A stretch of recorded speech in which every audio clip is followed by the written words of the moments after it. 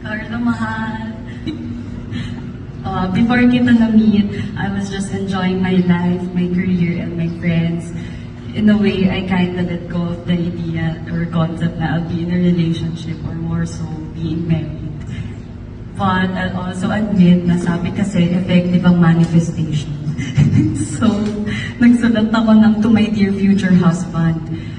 A year after, we had an opportunity to work together and doon kita mas nakilala.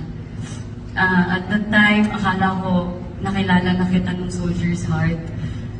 Nakita ko nun yung character na responsible ka kasi di ka namin nakasama. Kuyang-kuya ka sa lahat. At lagi ka lang naglalaba or nag-workout.